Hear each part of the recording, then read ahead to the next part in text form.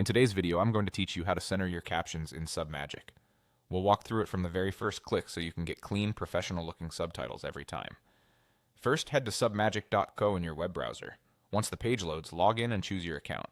If you work across multiple brands or workspaces, make sure you're in the one that holds the project you want to edit, so every change lands in the right place. When you land on your dashboard, you have two options. If you're starting fresh, select Create a Project. If you already have a video set up, simply open the existing project you want to adjust. Either way, you'll arrive in the editor where your video preview and caption tools live. Look toward the lower part of the interface for the caption area.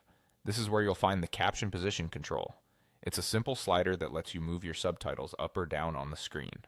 As you drag the slider, watch the live preview update instantly. Your goal is to place the text in the visual center so it feels balanced and easy to read without covering important parts of your video. A helpful approach is to play a few seconds of your footage and check how the captions sit against faces, titles, or on-screen graphics. If your platform shows safe margin lines, use them as a guide. Centered captions should sit evenly between the top and bottom margins, with comfortable breathing room. If you don't see guides, rely on the preview. Look for equal spacing above and below the text block, and make small adjustments until it looks just right.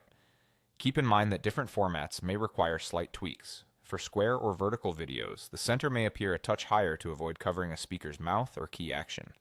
The slider gives you fine control, so feel free to nudge it until the captions look natural across your entire clip. Once your captions look centered in the preview, you're done with positioning. As a quick tip, preview a few moments from different parts of your timeline, and if your editor offers it, toggle aspect previews to make sure the centered placement stays consistent. That's all there is to it. Simple, quick, and effective.